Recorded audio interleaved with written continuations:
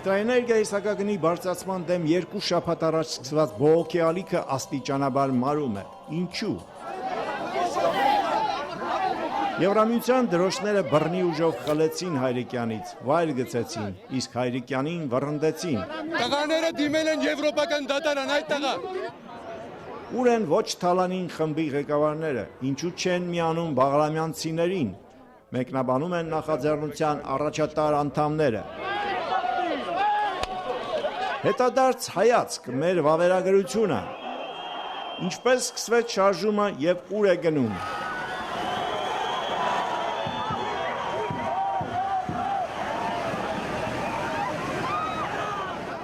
Վերլուծականն է եթերում, ձեզ հետ Հրայր Թամրազյանն է, Բաղրամյան պողոտայից։ Այսօրվա մեր հիմնական թեման ահա այստեղ, այս պողոտայում ծայր առած սոցիալական դրաման է։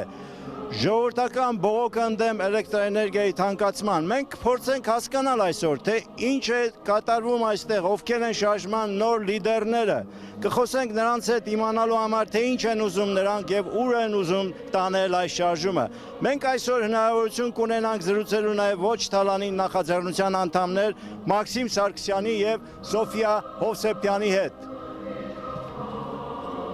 Լինելով այստեղ Բաղրամյան պողոտայում թվում է, թե հայկական երիտ հեղափոխությունը մոտենում է իր ավարտի, մարդկանց անվերջանալի հոսքը, որ նկատելի էր ոչ թալանի շարժման առաջին շաբաթվա ընթացքում, այլևս չկա։ Հիմա թվում է, թե գալիս են մարդիկ զբոսաշրջիկի հետաքրքրասիրությամբ տեսնելու այն վայրը, որտեղ տեղի ունեցավ այդ ըմբոստ շարժումը, որը կոչվեց Էլեկտրոմայդան, թեև Հայաստանում չեն ցանկանում որևէ կերպ անվանել այդ ամենը Մայդան։ Հիմա այստեղ Բաղրամյանում երիտասարդներից ավելի հաճախակի արդեն երևում են ավագ սերնդի մարդիկ, որոնց մի մասի համար Եվրոպան օրինակ կարող է նույնքան անհասկանալի թվալ, որքան արաբական աշխարհում սկիզբ առած մահմեդական շարժումը։ Զարմանալի է ուղղակի տեսնել, թե ինչպես են մի խումբ մարդիկ մեծ եռանդով վայր իջեցնում Եվրամիության դրոշը։ Կրեմլի քարոզիչները նույնիսկ չէին երազի այդպիսի արդյունքի հասնել այդքան կարճ ժամանակաշրջանում։ Ստացվում է, որ չի կարելի ցույց տալ Եվրամիության դրոշը, վտանգավոր է, Մոսկվան կջղայնանա։ Ասում էին Եվրամիության դրոշը բարձրացնելը Բաղրամյան պողոտայում պարզապես սադրանք է, որ Հայրիկյանը սադրանք էր նախապատրաստել։ Իսկ հետաքրքիր է, եթե ասենք ինչ որ մեկը բերեր Ռուսաստանի դրոշը պարզեր Բաղրամյան պողոտայում, ինչ կանեին։ Այդ դրոշը նույնպես կիջեցնեին, դուրս կհրավիրեին այն մարդուն, ով կբարձրացներ Ռուսաստանի դրոշը։ Դժվար է հավատալ, թե ինչ որ մեկը կհամարձակվեր վայր իջեցնել Ռուսաստանի դրոշը, մարդը, որ իր երիտասարդ տարիներ անց է կացրել սովետական բանտերում, պայքարելով Հայաստանի անկախության համար, գրեթե դուրս շպրտվեց Բաղրամյան պողոտայից։ Անհավատալի է, բայց փաստ է, որ Եվրամիության դրոշի հետ կարելի էր այդպես վարել։ Եվրամիության առաջատար երկրներից օրինակ Ֆրանսիան իր նախագահի մակարդակով ներկայացավ ցեղասպանության 100-ամյակին, իսկ գուցե այդ մարդկանց հայտնի չէ, որ Ֆրանսիան նույնպես Եվրոպա է, որ Ֆրանսիան է ձևավորել այն քաղաքականությունը, որից այդպես խորշում են ջերմեռանդ ռուսամետները։ Այսօր Եվրամիությունը մնում է Հայաստանի ամենախոշոր առևտրական գործընկերը, այսօր Հայաստանին ամենամեծ օժանդակությունը գալիս է հենց Եվրամիությունից։ Սրանք փաստեր են, որին պետք է ծանոթ լինեն հայաստանցիները։ Հավանաբար ժամանակ է պետք, որ եվրոպական քաղաքակրթության արժեքները, որի ստեղծողներից մեկը նաև մեր հայրենակից Շարլ Ազնավուրն է, մի օր հասկանալի կդառնան նաև մեր հասարակության այդ հատվածին։ Հիմա ինձ հետ այստեղ Բաղրամյան պողոտայի վրա կզրուցի Դավիթ Շահնազարյանը, Հայաստանի ազգային անվտանգության ծառայության նախկին ղեկավարը։ Պարոն Շահնազարյան, այս միջադեպը գուցե դուր գար Մոսկվային, բայց դժվար թե սա լավ ընդունվի Բրյուսելում, որտեղից ի դեպ Հայաստանը այդքան մեծ օժանդակություն է ստանում եւ պատրաստվում է նույնիսկ Հայաստանը ստորագրել քաղաքական համաձայնագիր, ասոցիացման համաձայնագրի այդ քաղաքական մասը։ Ինչպես կարող եք մեկնաբանել այդ միջադեպը։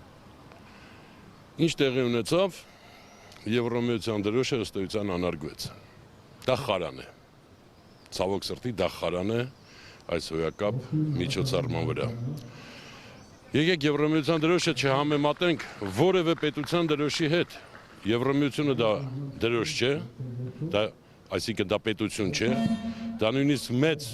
դժվարությամբ են անվանում աշխարհաքաղաքական միավոր։ Այդ դրոշը ըստ էության դա խորհրդանիշ է։ դա եվրոպական արժեքների կամ ավելի ճիշտ համամարտկային արժեքների խորհրդանիշ է, այսինքն մարդու իրավունքներ, ժողովրդավարություն, ազատ շուկայական հարաբերություններ եւ այդ ամենը անարգել այստեղ չգիտեմ, ես խոսքեր չեմ գտնում ասելու, առնվազն ցավալի է, որ դա տեղի ունեցավ։ Ավելացնեմ, որ պատճառաբանությունը, որ բերվում էր, ավելի քան անիմաստ էր։ Խոսքը գնում էր, որ ռուսական հեռուստաալիքները, որը ես անվանում եմ ռուսական պրոպագանդա, նրանք դա վատ կներկայացնեն։ Բայց անկախ դրանից առաջին օրվանից Ռուսաստանը տանում էր իր քաղաքականությունը, որտեղ Ռուսաստանը ի տարբերություն շատ շատերի հասկանում էր, որ այս սոցիալական պահանջը իրականում 100%-անոց քաղաքական պահանջ է եւ պահվածքը ուղղված է հենց իրեն Ռուսաստանին։ Խնդրեմ, եթե այս շարժումը չլիներ, ի վերջո ՌԱՕ-ը կհամաձայներ կամ Ռուսաստանը կհամաձայներ աուդիտի կամ Ռուսաստանը $200 միլիոն վարկ կտար Հայաստանին, այս ի վերջո կարելի ասել, որ այս շարժումը նպաստեց, որպեսզի Հայաստանի կառավարությունը ինչ-որ զիջումներ ստանա Ռուսաստանի։ Ամբողջովին համաձայն եմ ձեր հետ, ավելին ասեմ։ Այս շարժումը ես պայմանականորեն կբաժանեի մինչև հունիսի 28-ը եւ դրանից հետո շատ լուրջ արդյունքներ մենք արձանագրեցինք մինչև հունիսի 28-ը։ Ձեր նշածները, դրանից բացի Մոսկվան հասկացավ, որ Հայաստանում գոյություն ունի Հայաստանի Հանրապետության քաղաքացի եւ ըստ էության շատ ու շատ հարցերում Հայաստանի իշխանությունների հետ գնաց այնպիսի զիջումների, որոնց մասին մեկ ամիս առաջ նույնիսկ մենք կարող է նույնիսկ չենթադրեինք էլ կամ հնարավոր չհամարեինք Բաղրամյան պողոտան էապես ազդեց Հայաստան-Ռուսաստան միջպետական հարաբերությունների վրա եւ իօքուտ Հայաստանի։ Պարոն Շանազյան, մի հետարքիր այսպեսի դիտարկում, նախկին ամբոստությունը, որ մենք տեսնում ենք Ազատության հրապարակում քաղաքական ուժերի երրակի կողմից, ամենևին չէր ուժեղացնում Հայաստանի Հակառակը թույլատնում էր, բացարձակապես թույլատնում էր, որտեղ այդ ձեր ասած երրակը շատ ավելի զիջողական էր Ռուսաստանի նկատմամբ։ Ես եմ ասում, այդ երրակը դուք ասեցիք, ես էլ նշում եմ, նրանք շատ ավելի զիջողական էին եւ ըստ էության նրանք մի նպատակ էին հետապնդում Պուտինին ապացել, որ ավելի լավ մենք կծառայենք քեզ, քան թե ծառայում է ներկայիս իշխանությունը։ Այդ մասին բազմից ասել եմ, հիմա էլ կերկրում։ Իսկ սա ուրիշ էր։ Ռուսաստանը հասկացավ, որ այստեղ գոյություն ունի քաղաքացի եւ ըստ էության առաջի օրերին ինչ էր կատարում, մինչեւ հիմա էլ կատարվում է դա ըստ էության, դրդում էին Հայաստանի իշխանություններին ուժ գործադրել, որը կարծում եմ ահավոր կլինի թե որ այդպեսի բան եղել է, հա, ճնշումներ Մոսկվայի։ Գիտեք ինչ, եթե պաշտոնատար, բարձր պաշտոնատար անձիկ Ռուսաստանի հայմատում են Սերժ Սարգսյանին Յանուկովիչի հետ եւ ասում են դե Սերժ Սարգսյանը հո Յանուկովիչի նման փալաշ չէ, ես ուղղակի ցիտում եմ այդ խոսքերը, բայց բարեբախտաբար դա տեղի չունեցավ, ես ասում եմ մինչեւ ամսի 28-ը մենք կարող ենք ասել է շարժումը շատ լուրջ արդյունքներ է արձանագրել, արդյունքներ, եկեք հաղթանակի մասին չխոսենք, արդյունքները։ Բացի դրանից մի դիտարկում էլ անեմ, այնինչ տեղի ունեցավ Եվրոմիության, այսինքն ազատության, ժողովրդավարության այդ խորհրդանիշի հետ այստեղ ոչ միայն ցավալի, այլև մեղմ ասած դա չնպաստեց, որպեսզի մարդկանց թիվը, ցուցարարների թիվը ավելանա։ Ես արձանագրում եմ, որ հակառակը բացական ազդեցություն ունեցավ։ Ես գիտեմ բազմաթիվ մարդկանց, որ դրանից հետո ուղղակի այստեղ չեն գա։ Ինչ է նկատի ունեն։ Եվրոմիության դրոշի հետ նման վերաբերմունքից հետո դադարեցին դրանք հաճախել այստեղ։ Ես բազմաթիվ մարդկանց գիտեմ։ Պարոն Շանազյան, հիմա Ռուսաստանի արտգործ նախարար Սերգեյ Լավրովը հանդես եկավ, փաստորեն կարող ենք համարել Մոսկվայի պաշտոնական մեկնաբանություն այս իրադարձությունների մասին։ Նա փաստորեն այս ամենը գնահատեց իբրև գունավոր հեղափոխության հերթական փորձ։ Հիմա ես ընթերցեմ այդ մի մեջ բերում նրանց։ Դուք գիտեք, թե ինչպես են սկսվել գունավոր հեղափոխությունները Ուկրաինայի Մայդանը։ Հայաստանի այս իրադարձություններում էլ կա այդ ամենը։ Հակակառավարական տրամադրությունները սրելու համար օգտագործելու գայթակղություն, չնայած արմատը զուտ տնտեսական է, բայց հավանաբար ոմանք օգտակար են համարում այդ ամենը զարգացնել քաղաքական ճանապարհով։ Սա ակնհայտ չէ։ Ռուսաստանի արտգործնախարար Լավրովը ըստ էության ընդհանրացրեց այն, ինչ միշտ մինչ այդ ասվում էր Ռուսաստանի բարձրաստիճան պաշտոնյաների կողմից եւ նրանց քարոզչամեքենայի կողմից եւ այս հայտարարությունը Լավրովի ուղղակիորեն ապացուցում է այն, ինչ որ ես քիչ առաջ ասացի, որ Ռուսաստանը հասկացավ, որ Հայաստանում կա ոչ միայն իշխանություն, այլև կան Հայաստանի Հանրապետության քաղաքացիներ եւ այն մեթոդները, ինչ մինչ այդ նրանց կողմից կիրառում էին, հիմա երևի արդեն ինչ որ իմաստով դրանք պետք է վերանայման կարիք ունեն։ Ներողություն, պարոն Ռամրազյան, մի շատ պարզ դիտարկում։ Ըստ Լավրովի կամ ըստ Լավրովների Մայդան ասելով դրանք հասկանում են դրսից, արևմուտքից, Միացյալ Նահանգներից ներմուծված ինչ-որ շարժում, ըստ ինձ և ըստ այլ միլիոնավոր մարդկանց աշխարհում, Մայդան նշանակում է պայքար գաղութատիրության դեմ, պայքար սեփական արժանապատվության համար, պայքար իր պետության և ինքնիշխանության համար։ Այդ իմաստով ցավոք Հայաստանում Մայդան չէ դեռևս։ Այո, բայց պարոն Շահնազարյան, կարող ենք հիմա այսպես մեկնաբանել, որ ըստ էության այս ժողովուրդը սոցիալական այս ընդվզումը ստիպեց Հայաստանի իշխանություններին Ռուսաստանի հետ գործելու ժամանակ շատ համեստ է գնահատում հանդես գալ որպես ինքնիշխան պետություն։ Ոչ ամբողջությամբ, բայց գիտեք ինձ այդ վերջին 10-15 տարվա ընթացքում չեմ հիշում մի դեպք, երբ ժողովրդական հանրային ինչ-որ շարժում այդքան մեծ ազդեցություն ունենար Հայաստան-Ռուսաստան մեծ միջպետական հարաբերությունների վրա, ինչ ազդեցություն գործեց այս Հայաստանի Հանրապետության քաղաքացիների կողմից կազմակերպված այս շարժումը եւ գիտեք ինչ, եկեք միանգամից պարզ ասեմ, վստահ եմ, որ Հայաստան-ռուսական հարաբերություններում մի նոր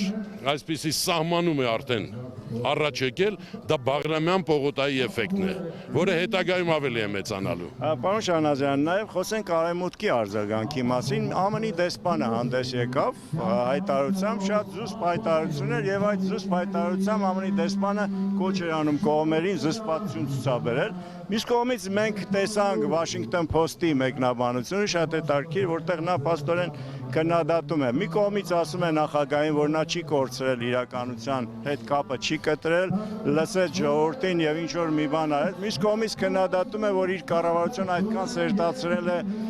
Կրեմլին։ Եվ խորհուրդ է տալիս, եւ դա անվանում է Washington Post-ը անհեռատես քաղաքականություն, քանի որ ողջ խորհրդային նախկին հանրապետությունները, ովքեր մոտ են Կրեմլին, այս պահին դժվարին տնտեսական կացության մեջ են ընկնում։ Պարոն Ռամրազյան, եկեք տարբերենք Washington Post-ը այնուամենայնիվ դա իր խմբագրական կարծիքն է ներկայացնում, Միացյալ Նահանգների դեսպանը Հայաստանում, պարոն Ռիչարդ Միլսը ներկայացնում է պաշտոնական տեսակետը եւ պետք է այն ինչ որ ասվում էր Միացյալ Նահանգների դեսպանության կողմից, նույնը ասեց Միացյալ Անգլիայի, Մեծ Բրիտանիայի Միացյալ Թագավորության դեսպանատունը, իմ ամենայդեպս դիտարկմամբ ավելի քան հստակ ընկալվել է իշխանությունների կողմից, ավելին վստահ է մինչ այդ էլ էին դրանք շատ ընկալում, որտեղ իշխանությունը շատ լավ հասկանում է, որ ուժ կիրառելու դեպքում մենք հավասարվելու ենք Ադրբեջանին,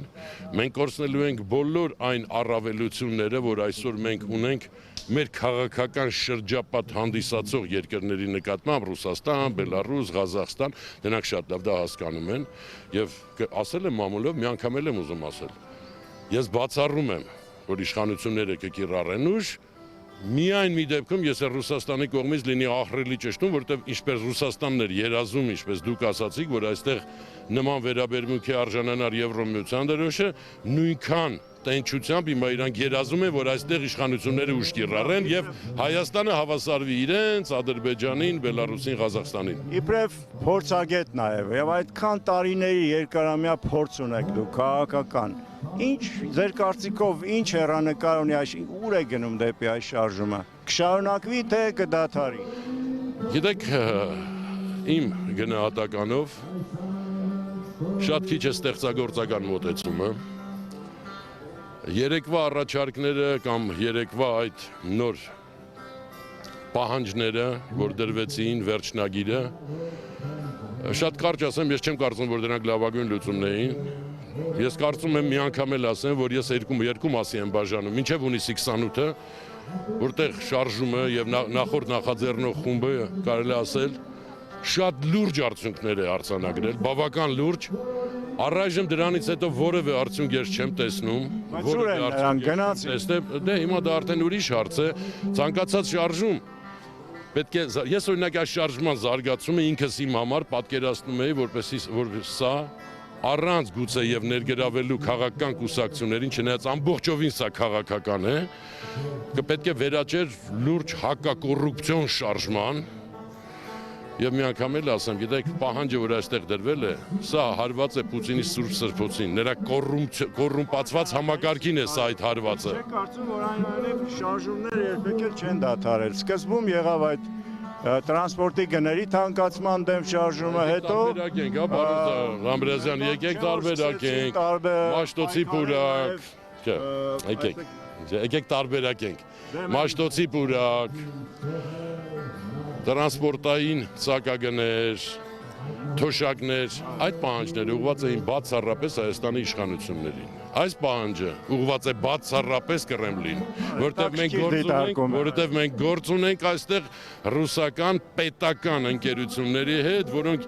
իրենց էությամբ ամբողջ ռուսական կոռուպցիոն համակարգն են արտացոլում։ Եվ մի տարբերություն էլ։ Սա կարծես թե, գիտեք, քաղաքական, այսպես ասած, հակասություններ, հակասություններ, նաև հակադրություններ շատ են եղել ընտրություններից հետո, սա առաջի անգամ է, երբ Հայաստանի ամբողջ հասարակությունը, ողջ հասարակությունը, ներառյալ ոստիկաններին, որ մեզնից վերև ենք, ամբողջովին իրենց հոգու խորթում, բաց, ոմանք ոչ բացահայտ սատարում են այս պետք է ընդունենք, որ ոստիկանությունը այնուհետև ծեծի ենթարկեց լրագրողին, այդ թվում նաև իմ գործընկերների, որը պետք է դատապարտել եմ, որ հունիսի 23-ի առավոտյան ինչ տեղի է ունեցել, իհարկե դա դատապարտելի է, բայց մյուս կողմից մենք կարող ենք բացառել, որ նման բան էլի Ես չէի բացառի դա, ճիշտն ասած, ցավոք սրտի չեմ կարող բացառել, բայց մյուս կողմից կարծես թե առաջի անգամ է, որ սկզբից հայտարարեցին պաշտոնապես, որ ծառայողական քննություն է կատարվում, հետո հայտարարեցին, որ արդեն քրեական գործ է Մեզ խոստացել են մեր ջարդված տեսախցիկը վերադարձնել եղել են։ Ես օրինակ նաև ինքս իմ կողմից որպես քաղաքացի պահանջ կդնեի, որ շատ ավելի մանրամասն ներկայացվեր հանրությանը այդ քրեական գործի մանրամասները, ովքեր են, ինչ հոդվածներ են, նման պահանջները կարծում եմ նման բան իշխան ոստիկանության կողմից հանրայնացնել այդ քրեական գործի մանրամասները, կարծում եմ շատ դրական։ Դու մտավախություն չունեք, որ սա կարող է օգտագործվել, որ այս շարժումը օգտագործվեց։ Գիտեք, նման մտավախություն միշտ կա, որովհետև նորից եմ ասում, կարծես թե ստեղծագործական շարժումը քաղաքականապես ոչ միայն իր ծավալով, այլև քաղաքականապես, ինչու՞ չէ, խնդիրների իմաստով զարգացնելու շատ մեծ ես պոտենցիալ եմ տեսնում, եւ գիտեք ինչ, եթե շարժումը զարգանում է, դա իր առաջ միշտ դնում է նորանոր խնդիրներ։ Այլապես նա զարգացում ունենալ չի կարող։ Մի բան ասեմ, գիտեք ինչ, տեսարանը այնքան էլ ուրախալի չէ վերջին օրերի համար, վերջին օրերի համար ուրախալի չէ։ Ինչպես նախկինում, շնորհակալություն պարոն Շահնազարյան, շատ հետաքրքիր վերլուծություն էր ստեղծել։ Հիմա մեզ կմիանա Դավիթ Սանասարյանը, ինչպես գիտեք, Դավիթ Սանասարյանը արդեն այս նորաստեղծ խմբի անդամներից է, համակարգող խմբի անդամ է, թեև նա չի ասում, չի ընդունում, չի ուզում, որ իրեն ասեն համակարգող խմբի անդամ, բայց ես կարծում եմ Դավիթ ողջույն, որ դու կարծում եմ որպես համակարգող խմբի անդամ ինչ-որ իմաստով ղեկավարում ես այս շարժումը։ Հիմա դու պետք է ասես, այո, ես եմ պատասխանատու այս շարժման համար, այդպես է թե ոչ։ Չեմ ղեկավարում, բայց որոշակի պատասխանատվություն եմ վերցրել։ Եվ դա արել եմ պայքարող ընկերներիս առաջարկով։ Եվ ես դրսում եմ գտնվում, Եվրոպայում եմ գտնվում եւ որոշակի եկել եմ մեղքերի թողություն անելու, որոշակի ծանր բեռ վերցնելու իմ։ Դավիթ, շատ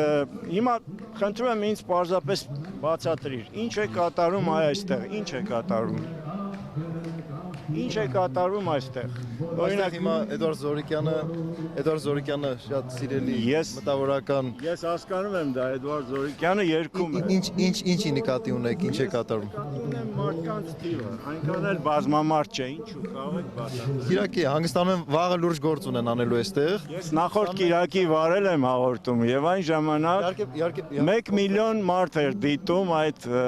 ուրեմն հաղորդումը, հիմա կարծում եմ մի քանի հազարից ավել չէ, հա։ Իհարկե ցանկացած, լավ, իհարկե ցանկացած պայքար ունի իր սինուսոիդները, հա, ակտիվանում են, պիկի է հասնում, նորից վայրեջք է լինում, նորից վերելք է լինում։ Հիմա մենք այս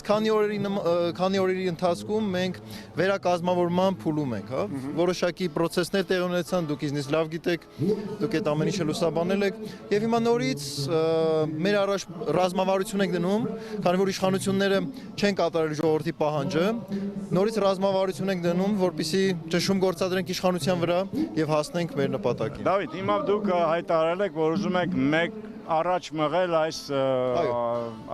բարիկադները, այդպես անվանենք, աղբաման չանվանենք, բարիկադներ։ Այո։ Եվ ինչ նպատակով եք դա անում։ Ի վերջո մինչև Բաղրամյան 26 օր չեք կարող անընդհատ առաջ մղելով գնանք։ Դա եւ 1 տարի կպահ։ Կտեսնենք, չէ, 1 տարի չի պահանջվի։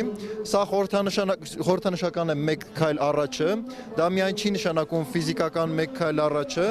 Մենք օր-օրի մեր քայլերով ոչ միայն բարիկադները առաջ բերելով, այլև մեր լուրջ քայլերով, մեր լուրջ մարտահրավերներով իշխանություններին բերելու ենք դաշտ։ Հիմա եթե մենք տեսնում ենք, նրանք այստեղ հետ են քաշվել, ոստիկանությունը հետ են քաշել եւ ցույց են տալիս, որ իրանց հետ հեշտ պետք չենք, հա, իրանք հանգիստ, իրանց համար գիտեն, որ այստեղ մարող շարժում է, բայց երբեք չի կարելի հակառակորդին նորից կարող է ուրեմն հարցակում լինել։ Իհարկե, եթե ասել ենք այստեղ չենք վախենում։ Իհարկե կարծում ենք, որ այդքան խոհեմություն ունեն եւ նման բան չեն անի, առաջի անգամը դասը իրենց եւ ասեք։ Ինձ հետաքրքրում է մի հարց։ Օրինակ, չեք կարծում, որ ոստիկանության համար այս մարդկանց ցրելը պարզապես երևի մի 5 րոպե կպահանջվի առանց իդեպ, առանց որևէ բռնությունների իրենք կարող են հանգիստ ցրել այս։ Կարծում եք այդ Ֆիզիկապես մենք պլաններ ունենք, այս բանին չենք ուզում ասենք, որ ոստիկանությունը գաղտնի է, ժողովրդի հետ միասին ենք անելու, բայց այս բանին չենք ուզում ասենք, քանի որ իրենք էլ իրենց պլանները մեզ չեն ասում ինչ։ Դավիթ ջան, նրանք շատ լավ տեղյակ են, ձեր բոլոր պլաններից թվում է թե այդպիսի տպավորություն ես ունեմ, չէ՞։ Ես երեք նշեցի, որ մենք ունենք միջև պլան E, իրենք տեղյակ են պլան A-ից ու B-ից եւ որի մասին մենք հայտարարել ենք։ Հիմա ճիշտ է, մեր մեջ երևի մարդիկ էին ուղարկել կամ ինչ-որ գաղտնալսումներ էին արել, բայց ես առաջարկում եմ պաշտոնապես պարոն Օսիպյանից, այսօր թող գա մեր քննարկումներին մասնակցի կամ այլ ոստիկանություններ։ Ես դրանով ասում եմ, որ մենք ինչ-որ գաղտնի բաներ չենք անում։ Ուղղակի մենք առանձնանում ենք, որ կարողանանք քննարկում տեղի ունենալ, թե չէ ստեղ նույն քննարկումը ստեղ կանենք, ոչ մի խնդիր չկա։ Ուղղակի հասկանալով, որ դիմացներս բիրտ ուժա կանգնած, այո։ Դավիթ, դու ինքդ փորձառու քաղաքական գործիչ ես։ Անցել ես 2013 թվականի այն դժվարին օրերով, երբ ձեր կուսակցության լիդերը մարտահրավեր էր նետել հենց այսօրվա գործող նախագահին, չէ՞, եւ դու էլ ինքդ էլ այն մարդկանցից մեկն էր կուսակցության մեջ, որ առաջնորդում էր այդ դժգոհ զանգվածը, ընդդիմադիր զանգվածը, որ պարոն Հովհաննիսյանի համար էր քվեարկել,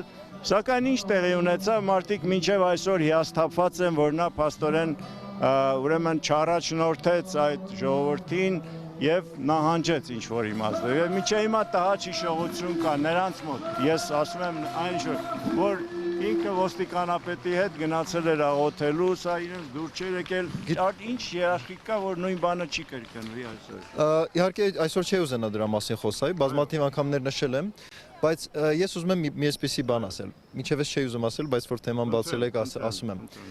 Ովքեր որ արդարացնում էին, որ ժողովրդի մի մասը պետք է գնա օպերա, հա?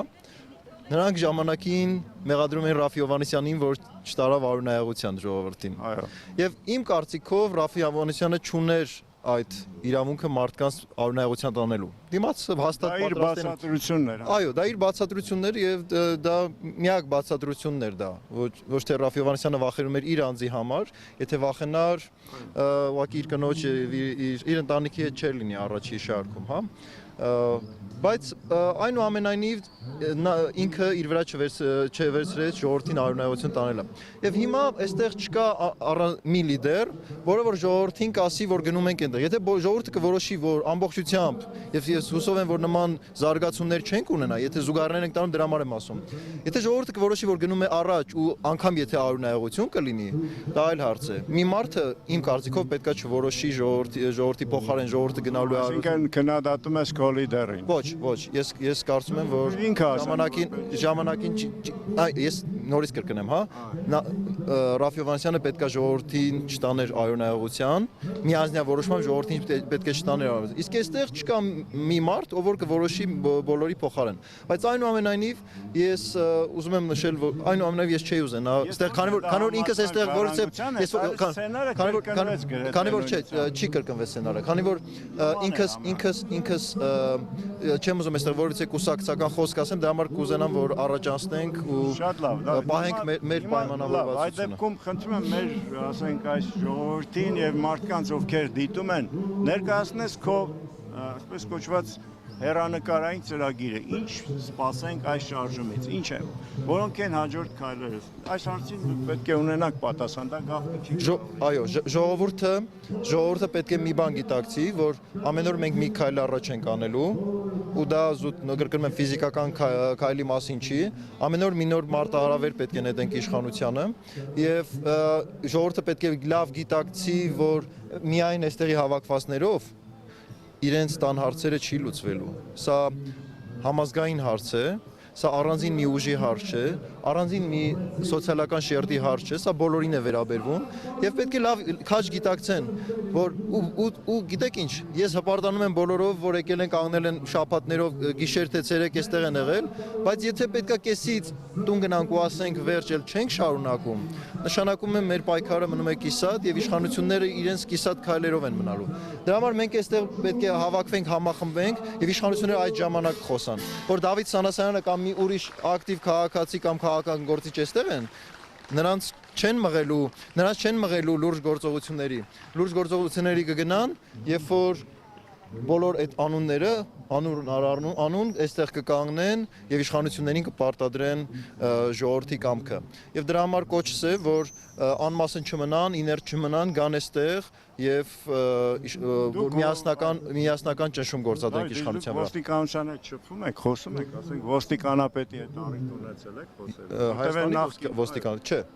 Առիթ չեմ ունեցել ու այնպես չի, որ սպասում եմ այդ օրվան, որ առիթ ունենամ։ Ես իմ ասելիքս հրապարակային ասել եմ, թե ինչպես եմ պատկերացնում, որ ոստիկանապետը իրեն պետք է պահի,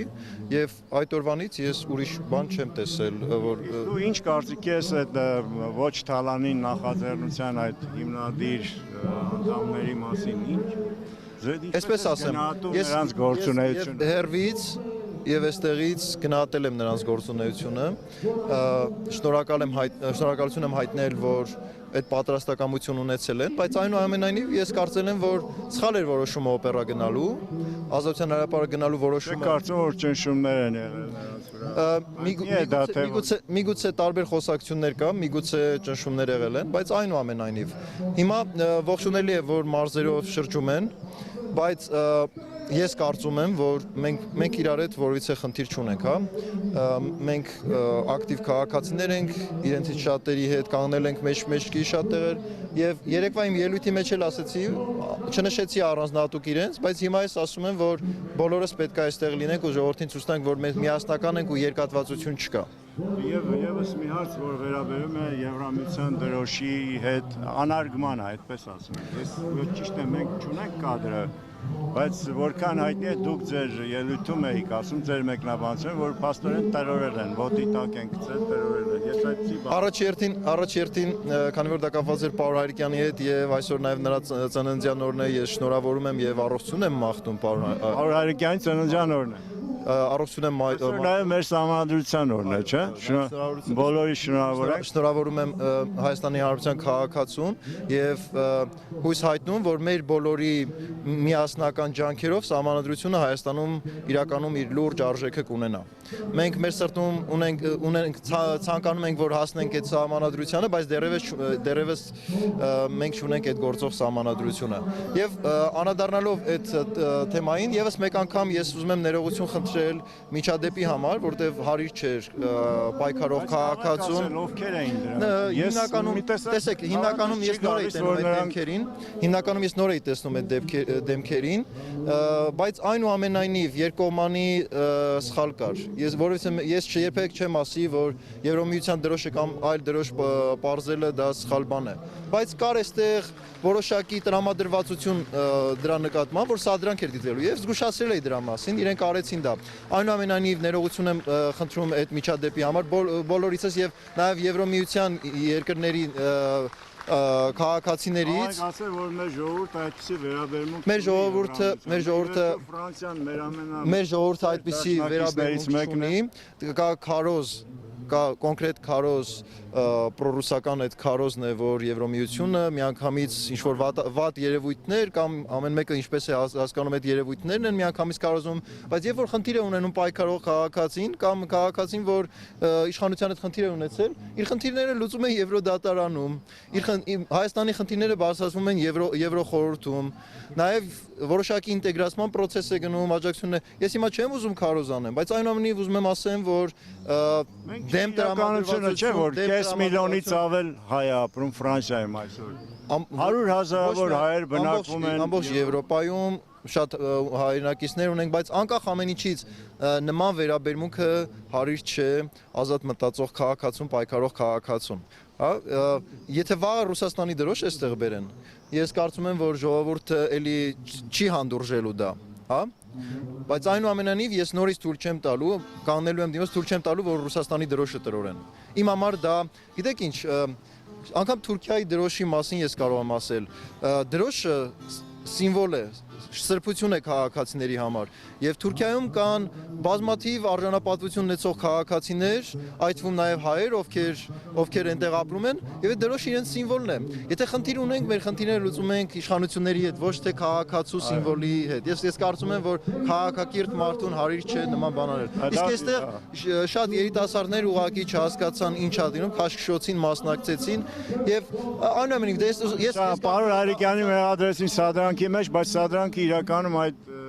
խումբն է, չէ՞ որ Ես կարծում եմ, ես Պարոն Հայրիկյանին ոչ թե մեղադրում եմ, այլ ասում եմ, որ ուղղակի հասկանալով, որ սադրանք է լինելու, պետքա չաներ այդ քայլը, բայց իր իրավունքն է, մենք էլ պետք է հանդուրժող լինենք, կարող ենք մեջքով պտտվել, եթե չենք ընդունում, կամ ուղղակի համակարգողները մոտենան, խնդրեն, որ եկեք մի արեք, ոչ թե որ պարտադրեն, եկեք խնդրեմ մի արեք։ Պարոն Հայրիկյանն էլ այն մարդկանցից մեկն է, որ առաջի անգամ երագույնը մցրել է ու հասկանում ճիշտ չի համադրության օրը։ Այո, եւ մարդը եւս մեկ անգամ շնորհավորում եմ։ Ես կարող եմ շատ մոտեցումների հետ համաձայն չլինեմ, բայց ամեն դեպքում մենք բոլորս հայաստանյան քաղաքացիներ են եւ երեք ես կոչ արեցի, դա մեր բոլորիս կոչն էր, որ քաղաքական ուժեր եկեք կանգնեք ժողովրդի մեջ։ Ուզում ես որ գան նրանք քաղաքական ուժերը։ ուժերը։ Պետք է ոչ թե որ պետք է գան որպես կառույցներ այստեղ կանեն, այլ պետք է բոլորով այստեղ լինեն, որովհետեւ գիտեք, ես էլ եմ քաղաքական ուժի ներկայացուցիչ։ Իրենք էլ պատասխանատվություն են կրում։ Այո։ Ընտրազանգվածն է։ Այո, հիմա որ կուսակցությանն է ընտրել դա երկրորդական է, այնուամենայնիվ պետք է գան շատերը այստեղ գալիս են, բայց մեկ համախմբվածություն պետք է լինի։ Պետք է ցույց տան, որ քաղաքական ուժերը թեկուզ միասնական հայտարարություն տարածեն, որ չեն ընդունում այն ինչ կատարվում է իշխանությունների կողմից եւ իրենք կանգնած են ժողովրդի կողքին։ Եվ մի հարց էլ վերջին հարցը Դավիթ, Սերգեյ Լավրովը, Ռուսաստանի արտգործնախարարը, փաստորեն արդեն համեմատում է բաց տեքստով այս շարժումը գունավոր հեղափոխության հետ, դու համարում ես սա գունավոր հեղափոխություն իրականացնելու փորձ։ Ես ասեմ, որ այդ նշանակում է, որ ռուսական հատուկ ծառայությունները կամ ուղղակի այնքան բութ ձևով են աշխատում եւ իրականում ինֆորմացիային չեն տիրապետում, կամ մանիպուլացնում են, որը որ մենք նկատեցինք, որ առաջի անգամ Պարոն Հայրիկյանի Եվրոմիության դրոշ բերելուց հետո Ռուսաստանում մի վայնասուն դուրս եկավ, որ Հայաստանում Մայդան է տեղի ունենում, հա, եւ որոշակի իրանք ազդեցին եւ դա հակադարձումներ ցույց տվեցին երևի այստեղ, որ մենք տրորում ենք, տեսեք, բայց իրականում որևիցե ազգի դեմ չի, բայց նաեւ Ռուսաստանը պետք է գիտակցի, որ խոսում է Ռուսաստանը խոսում է իրավատեր քաղաքացիների հետ եւ իր որոշումները Այս շարժման հիմնական նվաճումը դա չէ, որ իրականում այո, իմ համար իշխանությունների 7 դրամի թանկացումը կասեցնելուց ավել Հայաստանի Հանրապետության քաղաքացու արժանապատվությունն է։ Եվ մի բան, այո, եւ Հայաստանի ինքնիշխանությունն է։ Եվ մի բան էլ Երևանից տարածում են իմ Facebook-յան նկարները եւ ուզում են ցույց տան, որ ես գունավոր հեղափոխության ներկայացուցիչ եմ այստեղ։ Ասեմ, որ Ուկրաինայում, երբ որ Ամերիկայում էի, աջակցել եմ ուկրաինացիներին ընդդեմ տեղի ունեցողի եւ նկարեմ իրանց դրոշը որպես պայքարի դրոշ ընդունելով, դա են տարածում Զբիգնև Բրեժենսկու հետ իմ հանդիպան նկարներն են տարածում, Սահակաշվիլու հետ նկարս են տարածում, ուզում են ցույց տան, որ իբր ես իրանց ներկայացուցն եմ ստե։ Հայաստանի Հանրապետության քաղաքացիները լավ գիտեն իմ մոտեցումները։ Ես քաղաքական առումով ես եվրոինտեգրման կողմնակից եմ, բայց այստեղ եվրոինտեգրման process չի գնում։ Այստեղ շատ կոնկրետ հարց է դրած, Հայաստանի Հանրապետության քաղաքացու արժանապատվության հարցն է դրած եւ որևիցե ձևով կապ չունի աշխարհայացների եւ քաղաքական արտաքին քաղաքականության հետ որևիցե կապ չունի։ Բայց նաեւ սա վստահաբար ասում ենք, որ Ռուսաստան թե այլ երկիր եթե գործ ունենք իրար հետ համագործակցում պետք է Հայաստանի Հանրությունն ու Հայաստանի Հանրության քաղաքացու հետ խոսեն հավասարի եւ հարգեն Հայաստանի Հանրապետության քաղաքացու իրավունքը։ Շատ շնորհակալություն Դավիթ, հիշեցնեմ, որ այս նորաստեղծ համակարգող խմբի առաջատար անդամներից է Դավիթ Սանասարյանը, նաեւ Ժառանգություն կուսակցության խոսնակ։ Բայց այստեղ որից է ձևով կուսակցություն չեմ ներկայացնում։ Դա միշտ ասում եմ, բայց կարծում եմ դրա մեջ վախենալու բան չկա։ Եթե վախենայի ուղղակի չէի գա այստեղ։ Շնորհակալություն։ Եվ հիմա ասենք, որ հիմա մենք նույն հարցերը կփորձենք բարձել ոչ Թալանի խմբի ուրեմն անդամների, ղեկավար անդամների Մաքսիմ Սարգսյանի եւ հիմա այս Մաքսիմ Սարգսյանի եւ Սոֆիա Հովսեփյանի հետ եւ մենք հիմա ձեզ պարզապես առաջարկում եմ դիտել հետադարձ հայացք, այն դրամատիկ իրադարձությունները, որ սկսվեցին հունիսի 22-ին եւ մինչեւ այսօր շարունակվում են։ Առաջարկում եմ ձեզ դիտել այս շատ հետաքրքիր տեսաշարը։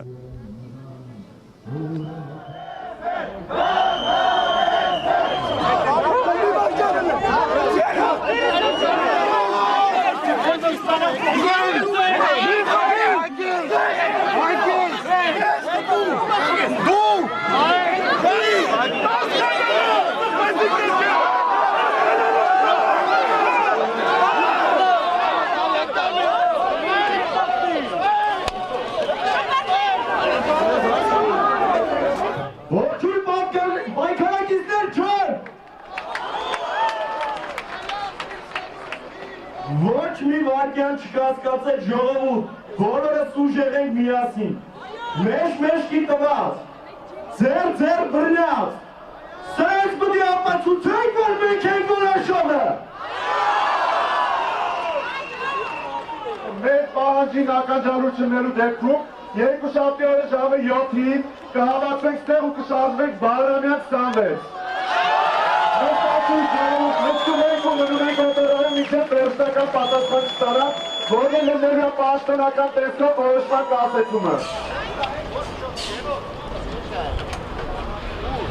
Կտրակ կոչ, միացեք Բաղրամյան պողոտայից կրնալ ասում շուրջ 3 օր տեղով նստացեցին։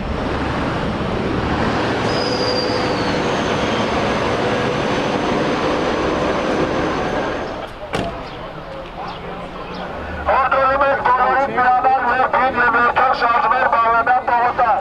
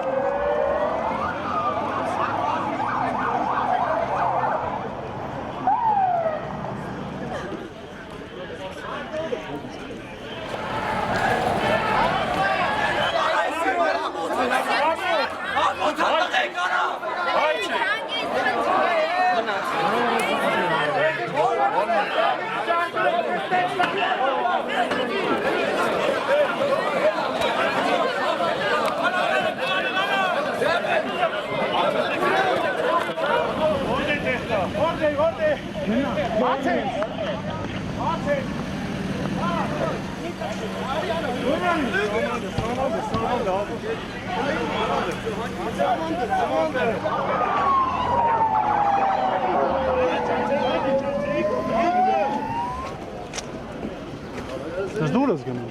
Ստանում է։ Չէ։ Տավոյին ասա։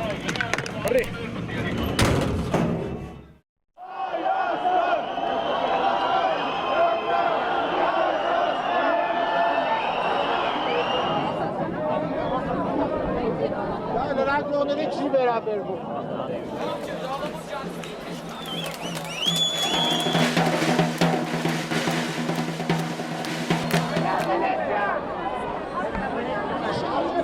Ճիշտ են անում։ Իրանք ոնց է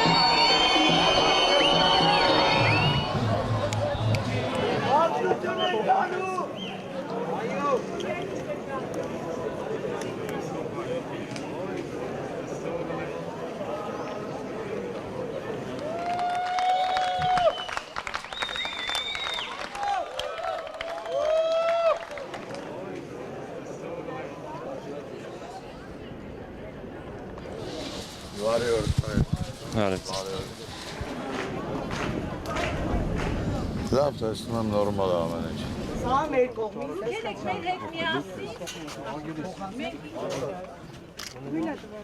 Скажи, а почему вы не берете?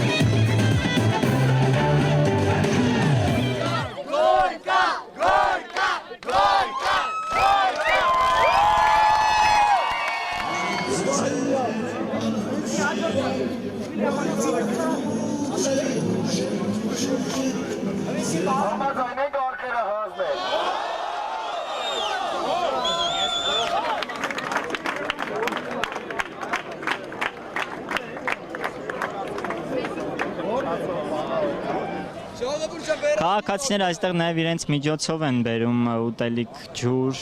եւ բաժանում են ցույցի մասնակիցներին, տեղադրել են նաև աղբամաններ, քիչ առաջ բերվեցին հովանոցներ։ Մենք մնում ենք Հայաստանում, չէ՞։ Ոչ մի տեղ չենք գնում, չէ՞։ Մենք իրավունքներ ենք, մենք լավ ենք ապրելու։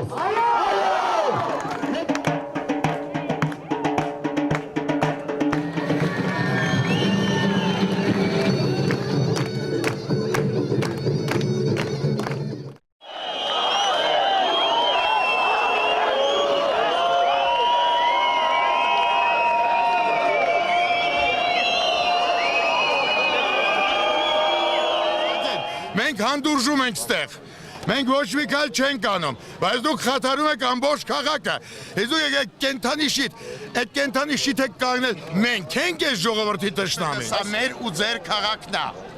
Մեր ու ձեր քաղաքը ստապվեք։ Ստապվեք։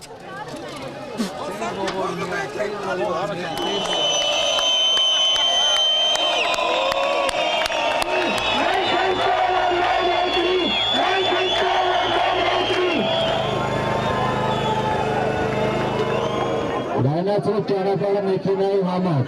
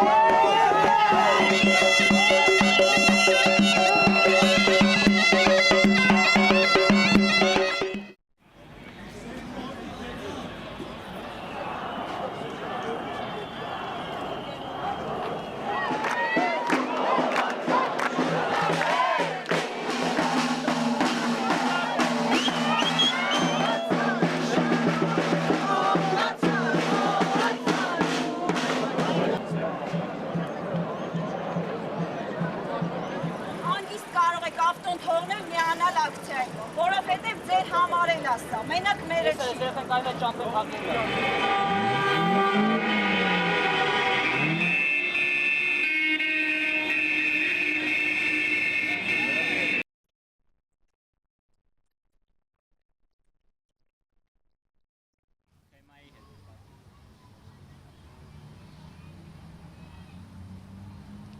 Եվ հիմա ինչպես խոստացել ենք, հիմա մենք մեզ են միացել ոչ Թալանի նախաձեռնության համակարգող անդամներ, կարող եմ ասել հիմնադիր անդամներ, Սոֆիա Ամբարձումյան,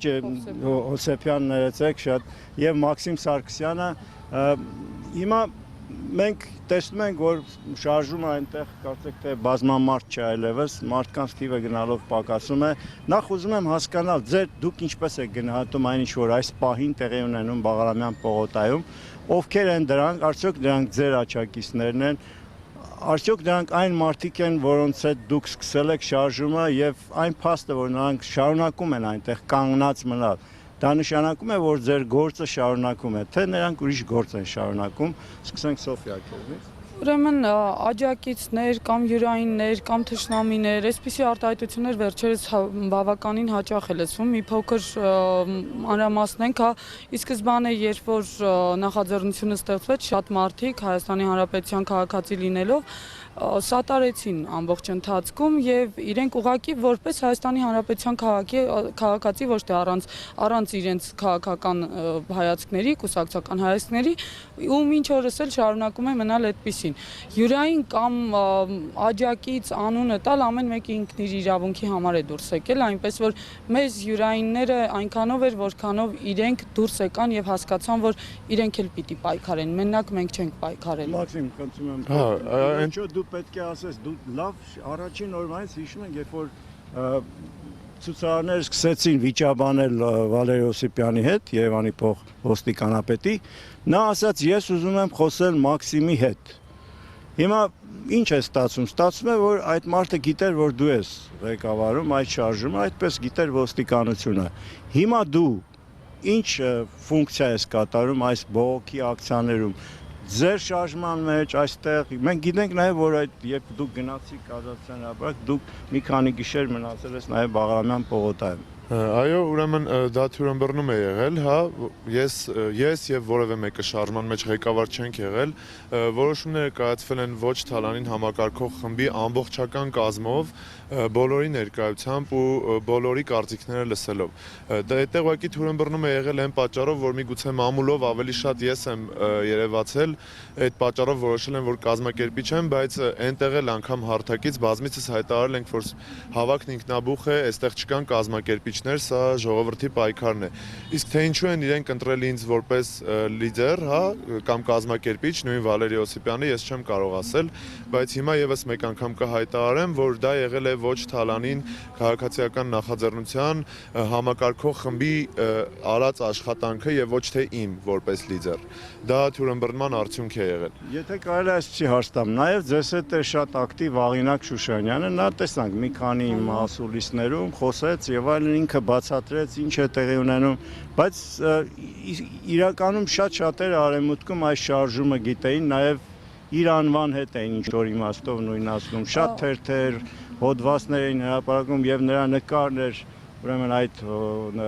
հոդվածների վերևում միշտ կար նա եւ հանկարծ չկա Աղինակ ուր է Աղինակը հանկարծ չկան մի փոքր շատ խիստ է մեկնաբանված հա օրենքով ես էլ հանկարծ չպիտի լինեի ինչու որովհետեւ ջրցանից հետո մեր թիմի հիմնական անդամները ծանր հիվանդացան թոքաբորբով բայց քանի որ մենք ունենք լուրջ պատասխանատվություն բոլորս միասին գնալ ու թոքաբորբ բուժել չենք կարող հերթով այսպես ասած երկուսը մի ժամանակ պարկեցին հետո Աղինակը հիմա ես դեռ թոքաբորբով ես հենց հիմա ջերմությունը վրա ես կանգնած եմ ու ես ինձ իրավունք չեմ վերապահում ուղղակի հանգստանալ եւ բուժվել, որովհետեւ այն ինչը ես վերցրել եմ ինձ վրա, դա պատասխանատվություն է։ Սոֆիա, դու ամուսնացած եք։ Իհարկե ոչ, դեռ։ Դեռ երիտասարդ եք։ Կարծում եմ, որ ամուսնացած եթե լինեի, մի փոքր կմտածեի երեխաներիս մասին ու կարող չանեի, բայց այս պահին դեռ չի։ Մի քանի օր բացակայությունը ավելի շատ ակնառու եղավ։ Միայն դա է խնդիրը, թե չէ նույն ձևով վնասվածքներ ու թոքաբորբ ունեն շատերը, հավատացեք։ Եվ պետք է ասենք, որ փաստորեն այդ ծեծը շատ վատ անդրադարձավ, ձեզ բոլոր ամենաշատը դուք եք դժել, որովհետև այդ կենտրոնում էիք։ Եվ կենտրոնում ենք եւ դրանից առաջ 3 օր մենք արդեն ունեցել ենք նստացույց, կարծես թե օրգանիզմը արդեն ինքն իրեն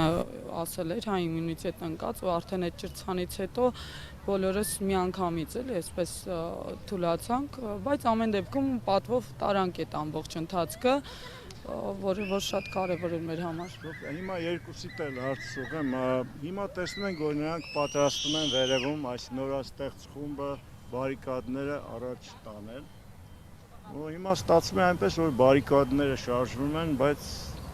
հետևից մարդ չկա, շատ մարդ չկա գնացող։ Ձեզ այս վիճակը չի մտահոգում։ Վիճակը չի կարող պատասխանատվություն չեք զգում այդ մարդկանց։ Գիտեք, ամբողջ խնդիրը հետևյալումն է, եթե այո պատասխանատվություն զգալով հանդերձ մենք մնանք այնտեղ եւ ինչը բացատրվեց մարդկանց, հա, մեզ պետք էր հաջորդող քայլեր։ Այսինքն Բաղրամյան պողոտափակելը մարդիկ իրենք էլ տեսան, որ մենք բոլորս միահամուռ կերպով մեկ անգամ չի որ փակեցինք Ֆրանսիայի հրապարակը, սա զուտ միջոց էր, որպեսզի մեր բողոքի արդեն ակցիան իրականացնենք եւ իշխանություններին մեր հետ հաշվի նստեցնենք։ Սակայն շարունակել նույն ձևով միայն փողոց փակելով ու ոչինչ չանելով, ինչը իսկապես մենք չէինք հասցնում ֆիզիկապես, մեր ղեկավարը Սերժ Սարգսյանը երկրի նախագահան մի մանիպուլյացիոն հայտարարություն արեց, որը որ մեզ կոնկրետ անդամներից ոչ թալանի խմբի համակարգողներից տվեց մտածելու տեղ, ինչ պիտի արվի, եթե մարդկանց շատերը մարդիկ հարց են տալիս, իսկ մենք այս հարցերի շուրջ չենք հասցնում մտածել։ Այն ինչը որ արդյոք աուդիտ պետք է, մինչ օրս հարցեր են մեզ տալիս, որ ինչու չեք մտնում դուք աուդիտի մեջ, ինչու չեք, եթե ես չեմ պատկերացնում ինչ բան է աուդիտի անցկացման կարգը, ես չեմ կարող ռիսկի ենթարկել ողջ ժողովրդին ու գնալ լեգիտիմացնել մի բան, որի իրավունքը ուղղակիորեն չունեմ։ Դրանից ելնելով մենք ուղղակի դուրս գալով լիքը մասնագիտական հանդիպումներ ունեցանք, ինչը շատ արդյունավետ էր մեր համար։ Մասնագիտական հանդիպումներ ունեցանք, այդ ընթացքում նաև երբ որ արդեն պահանջը դրվեց բյուջեի չտրամադրել գումարը եւ Հովիկ Աբրամյանը ասաց, որ անհոգ եղեք բյուջեի չի, ապա մեզ հարց առաջացավ որտեղից։ Դիմել ենք այս պահին կառավարություն բարձելու համար 3 կետով է մեր դիմումը։ Եթե անցկացնելու են աուդիտ, ինչի կարիքը գտնում ենք, որ չկա, ինչ գումարների հաշվին։ որովհետև եթե ամեն տարի անցկացրել եք աուդիտ, ապա պետք է որ ամեն ինչը ձեր համար տեսնականը դուք ունենայիք։ Պատասխան ունեք։ Դեռ չէ, որովհետև որոշակի օրերի ընթացքում պիտի պատասխանը լինի։ Երկրորդ հարցն էր 7 դրամը, եթե դուք ոչ բյուջեից, ապա որտեղից, եթե արտաբյուջետային արդեն գումարներն է, դա նույնպես լուրջ խնդիր է, նույնն է ինչտեղ բյուջեն։ Եվ երրորդ հարցը, որը որ նորից անհանգստացնում էր ժողովրդին, արդյոք այդ 7 դրամները միայն բնակչության գումարին էր վերաբերում, թե ընդհանուր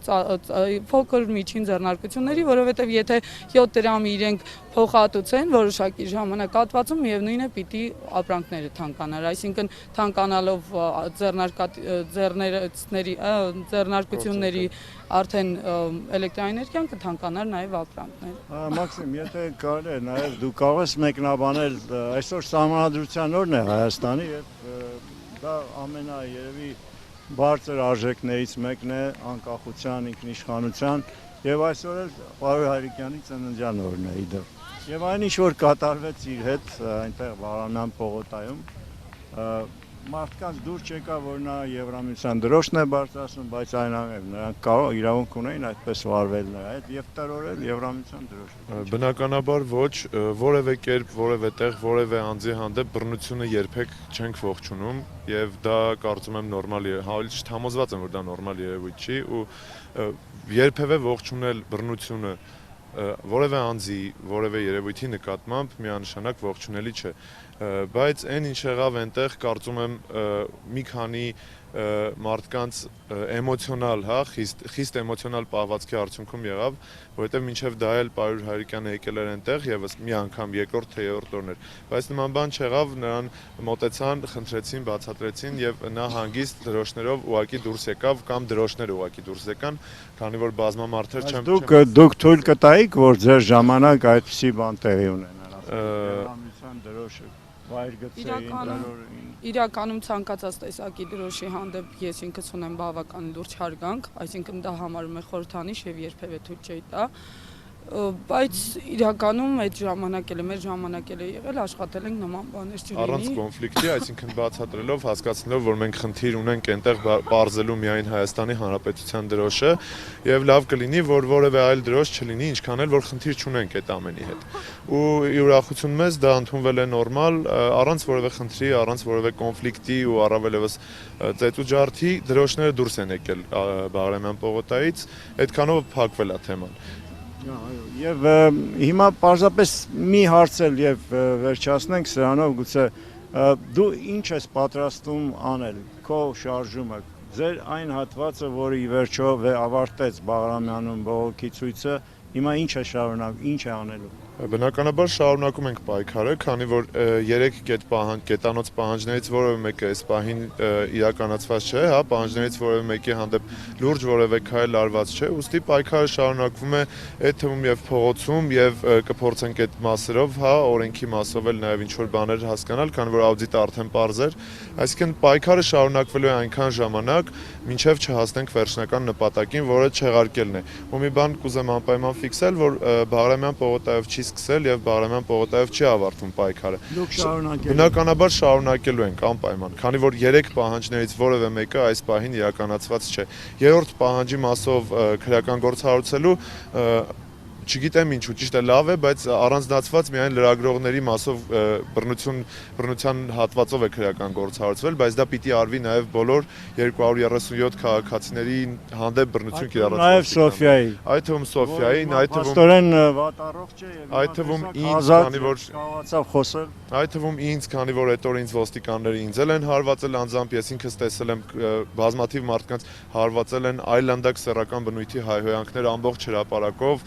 ուժ լրագրողների հանդեպ ինչպես են կոտրել, այսինքն այդ ամեն ինչը բարեբախտաբար պահպանվել էր մի քանիսի մոտ։ Այդ ամենը պիտի պատժվի եւ ոչ միայն լրագրողների մասով, այլ նաեւ քաղաքացիների։ Ու ամենացավալին ուզում եմ ֆիքսել, որ դա եղել է ոստիկանության բարձրաստիճան պաշտոնյաների ներկայությամբ, անմիջական ներկայությամբ։ հրապարակում ու որևէ մեկը որևէ կերպ չի փորձել կանխել դա։ Լավ, շատ շնորհակալություն Մաքսիմ, հիշեցնեմ մենք զրուցում էինք ոչ թալանի նախաձեռնության ղեկավար անդամներ Մաքսիմ Սարգսյանի, Սոֆիա Հովսեփյանի հետ։ Սոֆիան հիմա այնտեղ մի քիչ լավ չզգաց եւ այնտեղ նստարանին նստած է, բայց մենք հուսով ենք, որ ամեն ինչ լավ կվերջանա եւ շնորհակալություն ենք հայտնում բոլորիդ այս ծրագրին հետևելու համար։ Բողոքի ցույցը շարունակվում է Բաղրամյան պողոտայում, իսկ մենք հրաժեշտ ենք ձեզ տալիս եւ եթերում Կիրակնրա վերլուծականն էր, ձեզ հետ Հրայր Թամրազյանն էր, ցտեսություն։